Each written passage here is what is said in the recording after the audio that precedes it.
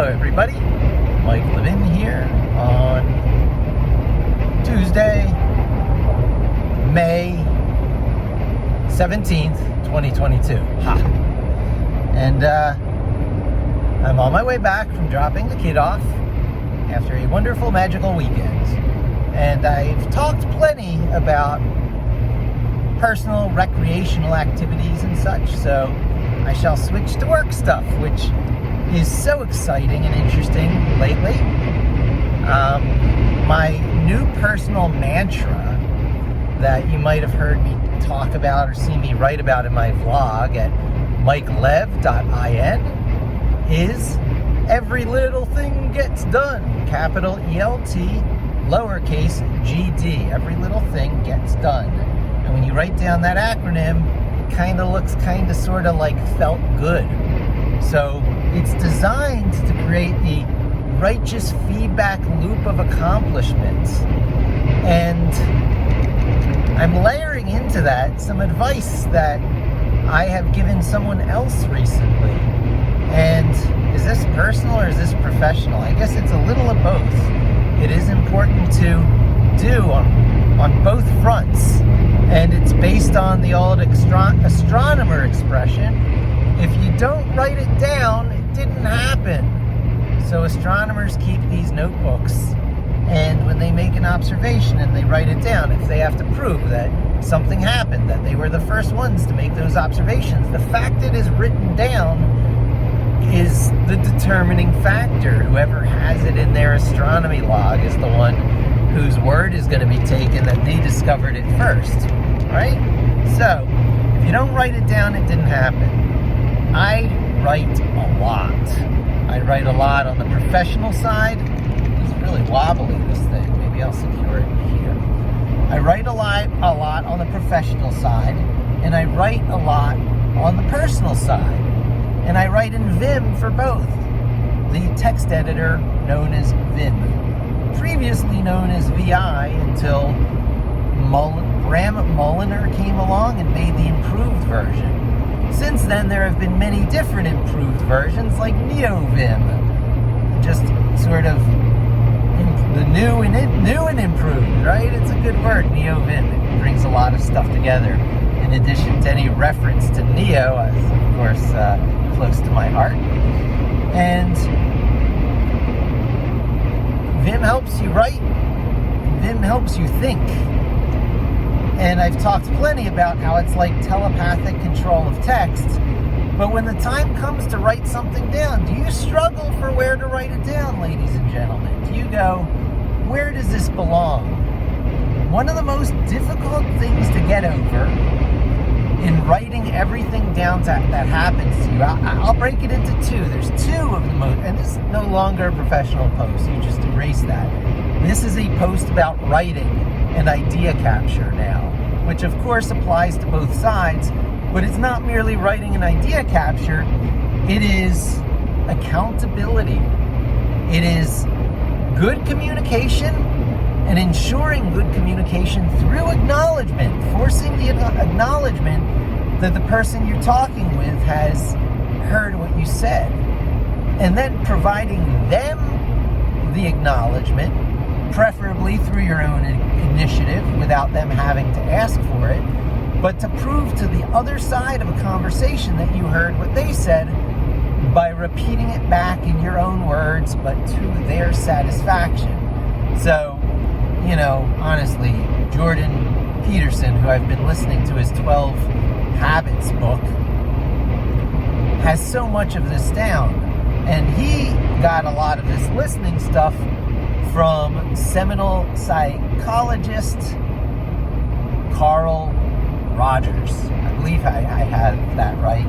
Carl Rogers is the listening guy. Carl Rogers, and I'm going to have to read more originally from him because most of my knowledge is now derivative of Carl Rogers. I think I picked it up in bits and pieces over the years, but never as a cohesive whole of his work, his own writing and words. So that's going on to my to-do list of additional things to read. I have the need to be well-read what is my need? The need to read. And so I do read, and always have something at bat and on deck, to use a sport metaphor. And at bat is these 12 habits. I'm still re-listening to it. It's chock full of wisdom, very personal, very tied to who this guy is and his formative experiences. And most people have had a handful of things that happen to them in life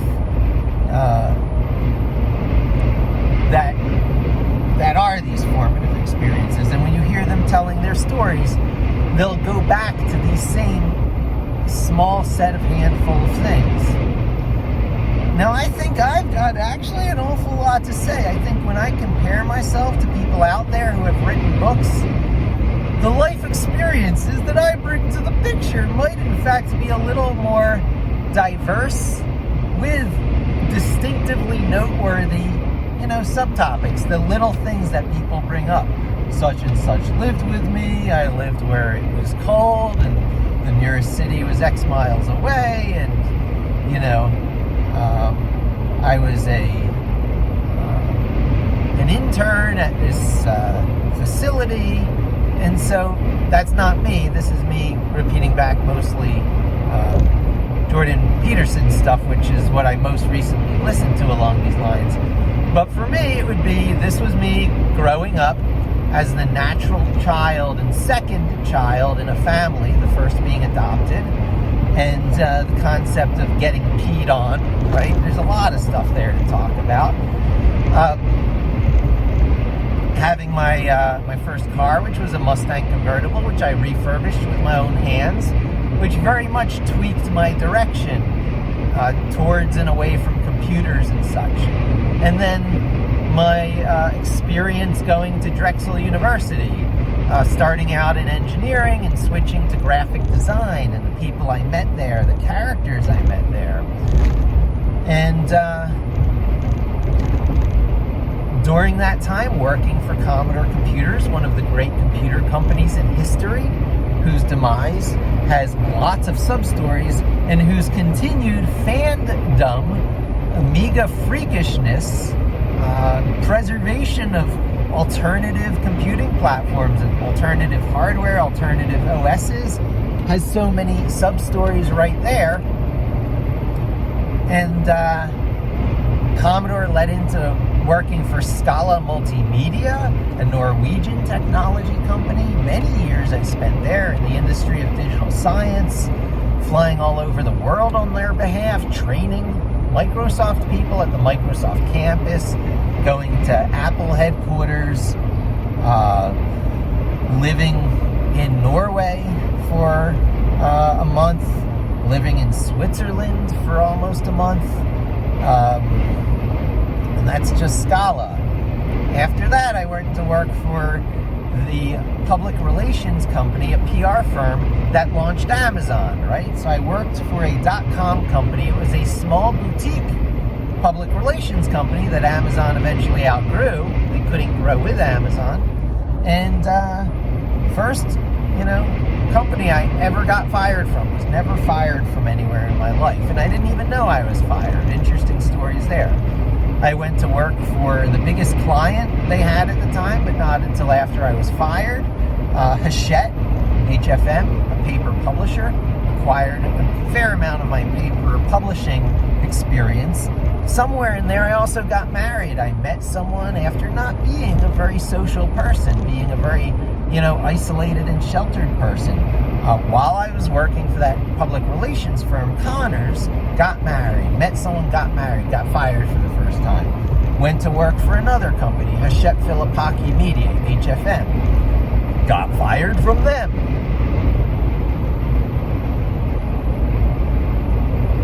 Tried doing freelance for a little while, hated it.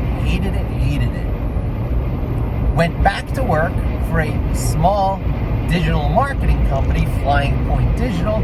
Some of the best people in the world I met. I took a lower salary in exchange for being able to own everything I created. created Pipulate, my first free and open source software for SEO. FOSS SEO software, free and open source search engine optimization software. That was Pipulate. That's ages ago. Pipulate's code needs a major overhaul, but I'm doing overhauls in other code bases like ML SEO and such. But Flying Point Digital got bought by Women's Marketing, a New England's all-women's company, and that was awesome. I worked for them for a while, and then they changed their name to their current name, Stellar Rising. But by that time, I had moved on because, oh wait, 360i. Did I not mention 360i? I left out 360i. After Connors Communications, after I was fired for the first time at Connors Communications, HFM, fired for the second time at HFM, went to work for 360i, the company that tweeted during the Super Bowl for Oreo that you can still dunk in the dark. Had a good long run for them. Eventually had to switch out of my agency role as a director of SEO, and I switched into technology to keep the saw sharp. So my bosses changed and everything, and got fired for the third time. I was still married, right? I got fired for the third time. I got divorced, went to work for yet another company, Ziff Davis Media, 100-year-old company, paper publishing, reestablished themselves in the digital world, and I've been working for them ever since, right? I got remarried.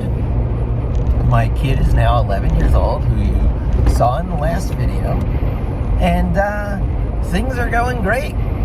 You know, I basically lived a lot of time compressed in a very short time period, and learned what kind of home living environments were incompatible with keeping an edge in a competitive industry, in a competitive market, where you actually had to have your head in the game.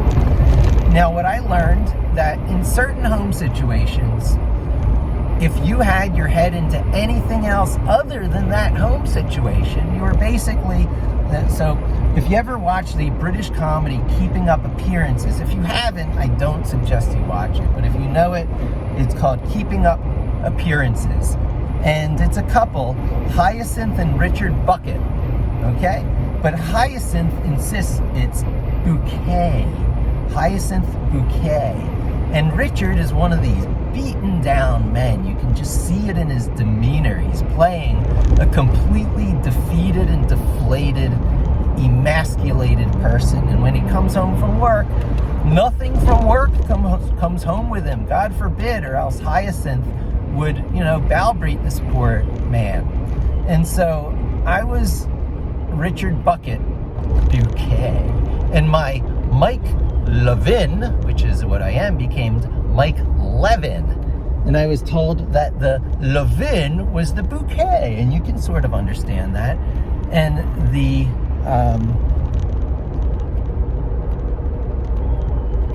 Levin was the bucket.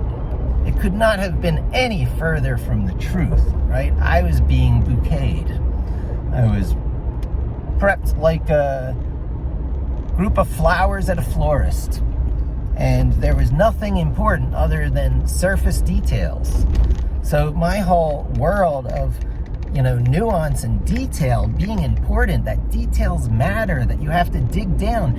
You can't send someone an Instagram picture and say, look, my picture's great. There are no problems. Things are happy all the time. And expect someone like me to believe it, who sees, a preponderance of evidence to the contrary. You dig in, you ask questions, and when you start to ask questions, the more quickly those questions are attempted to be shut down, and the more with which lies that roll off the tongue like water are the techniques to use to put down those questions, the more you know you're in a bouquet situation and you've got a hyacinth on your hands. And it's actually a playbook. It's a playbook for how to become a hyacinth, and it's a playbook for how to become a Richard Bouquet. Now, if your vibe simply does not allow you to become a Richard Bouquet, and you're Dick Bucket, and you were born a Dick Bucket and you'll die a Dick Bucket, then at one point you're honest with yourself and you say, hey, I'm comfortable with myself as Dick Bucket, and I will project that to the world. And when you start projecting that, the hyacinths will absolutely flip out.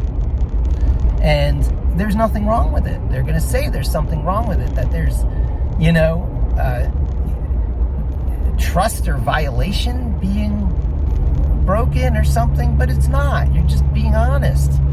Honesty is the enemy of your hyacinth bouquets. And so, depending on how willing you are to go through, the thorny brambles, you either stay browbeaten and henpecked and kept in your place, or you just walk boldly through the briar patch, allowing all those scrapes and thorns to just go over you, and you will heal. You will heal. You will become who you are, and you will come out stronger on the other side and better off for it. And if there are others in your life who are relying on you to be who you are, then you have to do it for them, if not for yourself.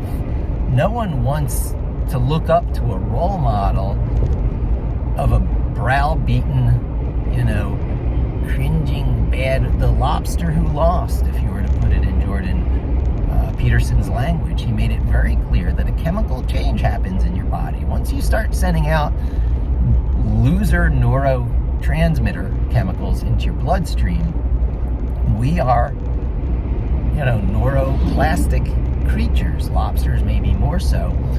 But a non-virtuous, a poisonous feedback loop starts to occur, and you become this hunched over, shriveled of, mockery of what you once were. So I came to New York fists blazing, and I crawled out of New York with my tail between my legs over here to the Poconos to start my healing process. The healing process mostly complete. Now I'm readjusting my internal chemical composition. I am expunging all the loser lobster neurochemicals, whatever they were. Cortisol triggers the process, and I am replacing it with all the dopamine, serotonin, and adrenaline of the lobster who won. And I'm doing it proudly and boldly. You're threatened. You're threatened when you do this. And I'm like, bring it. I am lawyered up. I've got all the tools and equipment I need now to get through the briar patch, to walk boldly through the brambles, and to endure the pain. There's pain. There's always pain. Life is pain. It's new normal. So I just set my new normal. You will be peed on. You will come into place and become compliant, but you will not do it in such a way that makes you a loser lobster with the wrong chemical mix in your body. You're going to do it in a way with a laugh and a smile and a good night's sleep and plenty of hydration. Okay? Now, listen to me on this. Find a way to laugh. Come into place and have a good joke about it. I am here because, my dear, rhymes you would not like. This is me. I am what I am. And what I am is original Mike. And I've always been happy who I was, more or less, from the time I started refurbishing that Mustang. 14 years old, 15 years old. And I've liked myself in every memorable phase since, except that time where I was fired 3 times. That time I lost 3 jobs. The first marriage was the only time I ever lost jobs in my life, because I was a wounded person. I was, Richard Bouquet. And Mike Levin. Now I am Mike Levin and Dick Bucket. There's nothing wrong with that. Nothing wrong. Be yourself. You ain't taking anything with you. So the real two objective, and if you do take anything with you, it is not physical things of the material world. It is not anything external to your body. If there is a soul, if there is anything immortal, even if there's not a soul and we are not immortal, but we live in a deterministic universe which can be replayed like a VCR, everything you take with you is everything that has occurred in your life from conception to death, which even has blurry boundaries at either side. But your turn is almost definitely going to be measured from the moment of conception, when those 22 genes spin like a gun barrel, landing in different positions, and the 23rd gene determines your male or female hardwareness. I had a good discussion with a kid. Listen and strive to be heard. I will hear you and repeat back what I hear you say to your satisfaction, and I request you do the same of me. So these certain, hardware issues concerning male and female are very real. Jordan Robertson talks about it too, in the millions of years of evolution that got us to where we are, and every other creature and species and subspecies to where they are. There is a difference. The difference is not just mental. You let a rooster into the hen house, those eggs are going to be fertilized. And when you make your eggs in the morning, you're going to have little chicken fetuses to work around. Not pleasant. It does make a difference, the hardware, okay? So it can be overridden. Hardware can be overridden, and hardware is a good optional starting point. And your Ada Lovelaces of the world, and the person who made the ARM software, the ARM hardware architecture, I need to get their name down. You can very much override and rewrite things with good, clever software. I'm not saying you can't. And software is important, and ultimately more important, because it can make you forget what hardware is there and how, wonderfully the software works for its purpose. So accepted, completely accepted. However, if there was a medical procedure that was dangerous for someone who had one type of hardware and safe for the other, I would not want it performed on the hardware that it was dangerous for. That's unnecessary, endangering your life. Unacceptable levels of risk. So levels of risk are acceptable, right? Let the kids skateboard. Don't stop them from skateboarding, have some unsupervised adventures when you're old enough to, which is not 20 years old. And yada yada.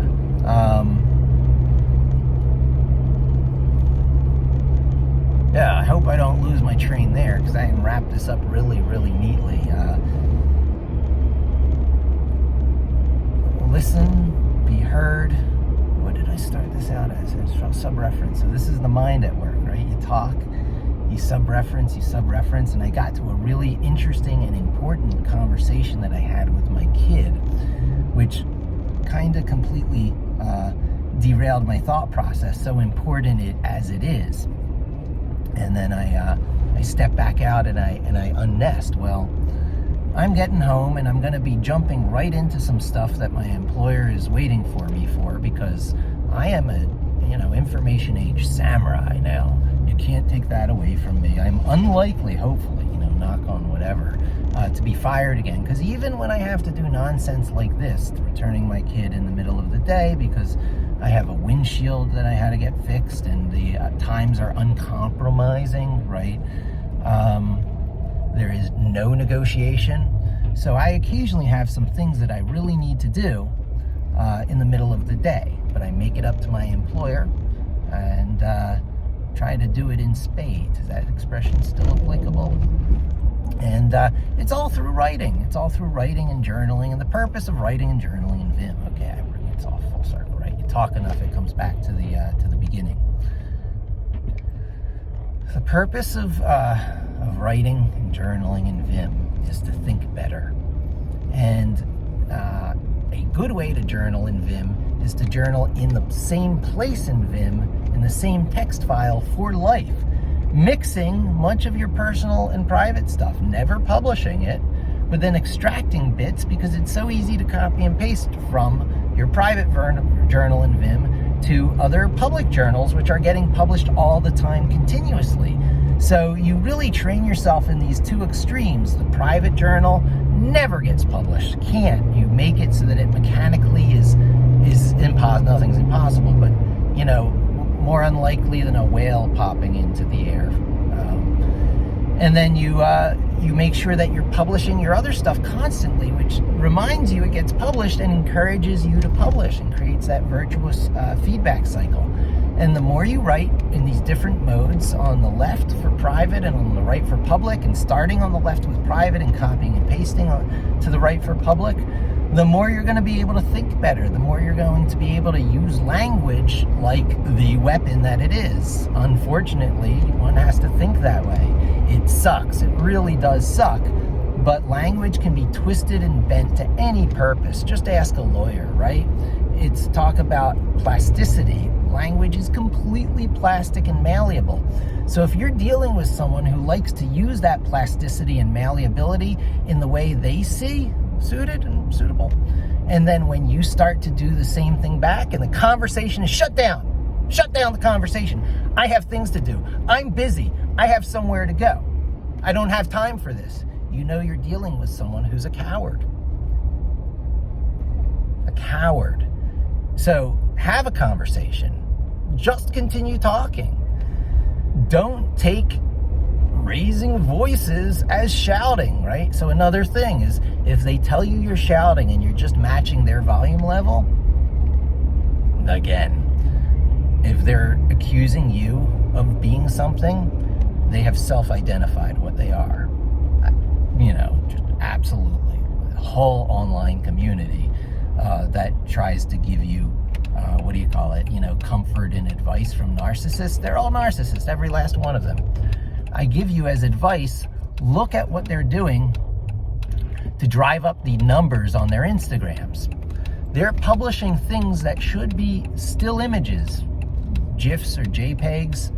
Well, not GIFs, not on Instagram, but JPEGs or PNGs on Instagram, which would not have their numbers driven up unless you click the heart. You must click the heart to have your Instagram still image numbers driven up. So what you do is you publish a still image as a video.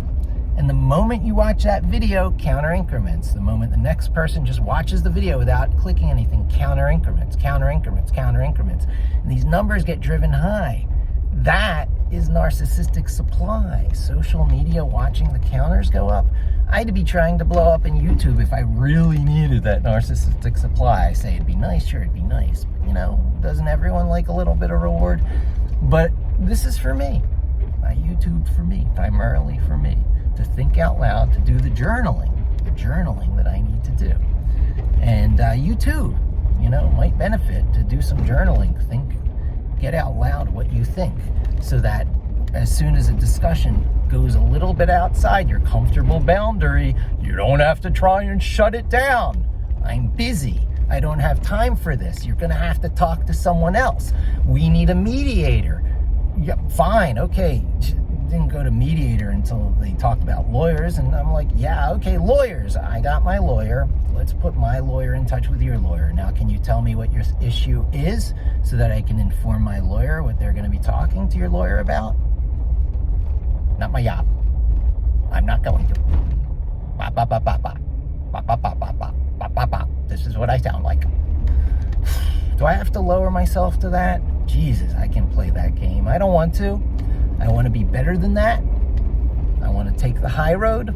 I want to be a dynamic personality and learn from my mistakes and embrace the love-worthy parts of things that are not so love-worthy. There are always love-worthy parts. And to say that sours the taste or the pleasure or the experience of the love-worthy parts is bullshit. Life is that. Life is suffering, and for us to not, each and every one of us, clock out because of the suffering we encounter, we all come to grips with the fact that the love-worthy bits are actually very love-worthy. So love-worthy that they make everything else worth it. And so there are parts of my life that are very much like that, and I would not trade them for anything in the world. They are the most important things in the world to me. I take the suffering gladly for the love-worthy parts. And that's a much better place to end it on. That's the high road that I try and, talk the talk so that I can walk the walk. I talk the talk so I can walk the walk. And that is my talk, and this is my walk. Thanks for joining me. Hope to see you again soon, and don't forget to subscribe.